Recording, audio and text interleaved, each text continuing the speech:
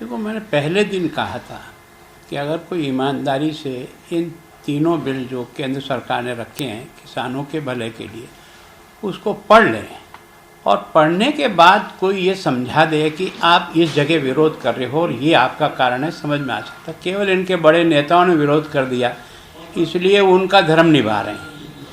ये जो कुछ भी इस बिल में है, 2005 में मनमोहन सिंह जी ने जो पहली एग्रीकल्चर मीट हुई उसमें जो भाषण दिया वो सारे तत्व उसमें है ना। 2006 में इन्होंने आयोग का गठन किया, उसकी जो रिकमेंडेशन है वो इसमें है।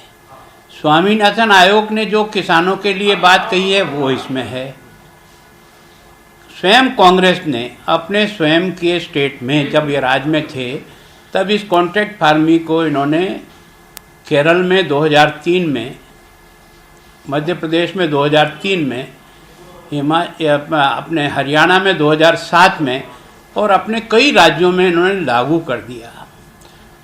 इन्होंने प्रारंभ किया था और इसमें इनकी दुर्भाग्य मुझे यह है कि जिस पार्टी का घोषणा पत्र जो इन्होंने स्वयं ने बनाया, 17 का घोषणा पत्र पंजाब में पढ़ ले, ये रिकमेंडेशन है।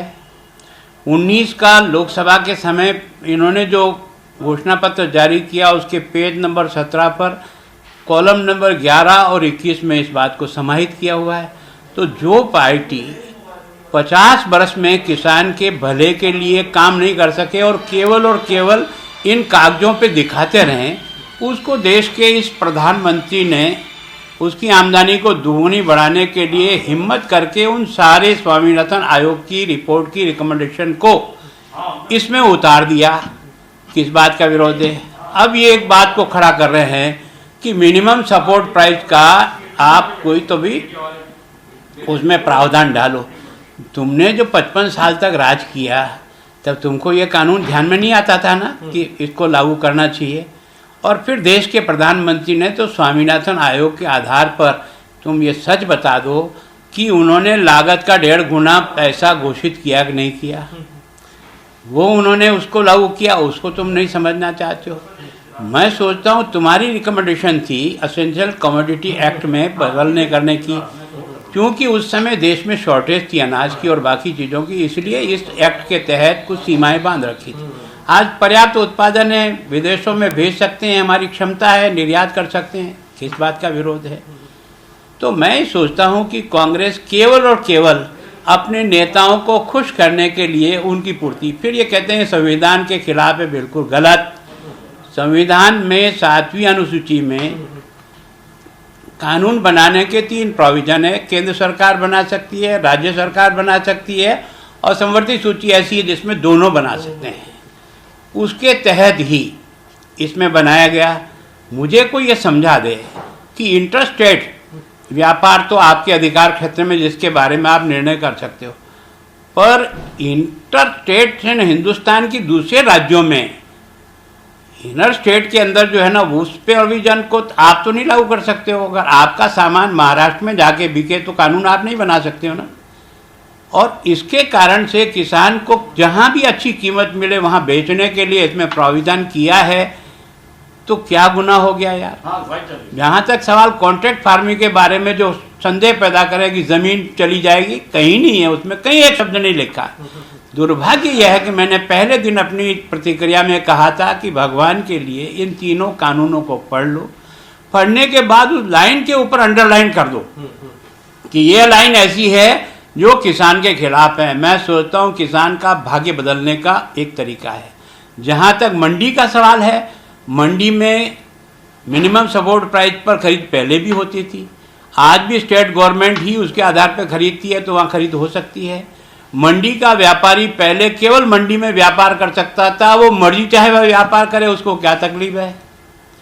और मंडी में पहले किसान को मजबूरी थी, क्योंकि हिंदुस्तान में जब से राजनीति में आऊँ, मैं ये भाषण का मेरा मुख्य कंटेंट रहता था कि दुनिया में केवल और कोई व्यक्ति हो ना, हिंदुस्तान में केवल एक व्यक्ति है जो बाजार में नीलाम होता है, उसका नाम है किसान। बटन बनाने वाला अपनी कीमत तय करता है, पेन बनाने वाले अपनी कीमत तय करता है, कपड़ा बनाने वाले अपनी कीमत है, साइकिल बनाने वाला अपनी कीमत तय करता है। तो हिंदुस्तान का ये अन्नदाता, जिसको कहा तो अन्नदाता जाता है, लेकिन इसकी सामान मंडी में जाकर नीलामी पे चढ़ता है कि नहीं चढ़ता है, उसको इस व्यक्ति ने, किसान जहाँ चाहे वहाँ बेचे, उसको भी ये आज़ादी दी है कि वो अपनी मेहनत का मूल्य तय कर सके, तो क्या गुनाह है। अच्छा, आज का हंगामा रहेगा, क्या रहेगा आप लोगों का स्टैंड? देखो, मैं सोचता हूँ हम उनको तर्क के आधार पर इस बात को साबित कर देंगे कि यह कानून तीनों किसान की बहबूदी के लिए ज़रूरी है, हिंदुस्तान की आर्थिक इकोनॉमी को कदम आगे बढ़ाने के लिए अनिवार्य है। जहाँ तक मंडी और सरकार का आने का पैसे का है, सरकार मंडी शुल्क को कम कर दे तो सरकार की आमदनी भी हो जाएगी, उसमें कोई दिक्कत नहीं। सेज लगा दे जो भी लगाना चाहते मंडी पर, तो मंडी का व्यापार भी चलता रहेगा। मतलब एक अंतिम सवाल, गुर्जर आवाम को लेकर ये लोग 1 तारीख का अल्टीमेटम दे रखा है, तो कैसे? देखो, मैं सोचता हूँ कि चाहे मेरे समय में आंदोलन हुआ चाहे किसी के समय में, उनसे बहुत स्पष्ट रूप से बात करनी चाहिए कि जो संवैधानिक हमारे अधिकार हैं वहाँ तक तो हम कर सकते हैं, जो हमें संवैधानिक अधिकार प्राप्त नहीं हैं उनके बारे में हम केवल और केवल रिकमेंडेशन कर सकते हैं, लागू नहीं कर सकते। तो मैं सोचता हूँ ये स्पष्ट बात नहीं कह करके केवल बार बार ठंडे गन्ने अड़ा करके आंदोलन को इधर करते हैं। और मेरी गुर्जर के सब नेताओं से भी रिक्वेस्ट है, भगवान के लिए संवैधानिक जो अधिकार आपको प्राप्त है उन अधिकारों को प्राप्त करने के लिए शांतिपूर्वक तरीके से करो। इस हिंदुस्तान में वो सब आंदोलन सफल हुए जो शांतिपूर्वक किए हैं, और वो आंदोलन कभी भी सफल नहीं हुआ जो हिंसा के आधार पर किए गए। लेकिन 9वीं अनुसूची की बात कर रहे हैं, केंद्र सरकार के खेमे में बॉल डाल रही है राजस्थान सरकार। देखो, ठीक है, केंद्र सरकार के पास है तो केंद्र सरकार से अप्रोच करो। उसके लिए यहाँ रास्ते रोकने से और बाकी करने से काम क्या होगा?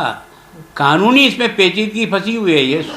ये ना अनुसूची 9 में डाल दो, ये कर दो, इतना आसान काम नहीं है, क्योंकि इस प्रकार की 50 राज्यों से और मांगे खड़ी होकर के आएगी। उस समय केंद्र सरकार को उन सबको सोच करके आगे कार्रवाई करनी पड़ती है ताकि उनकी समझ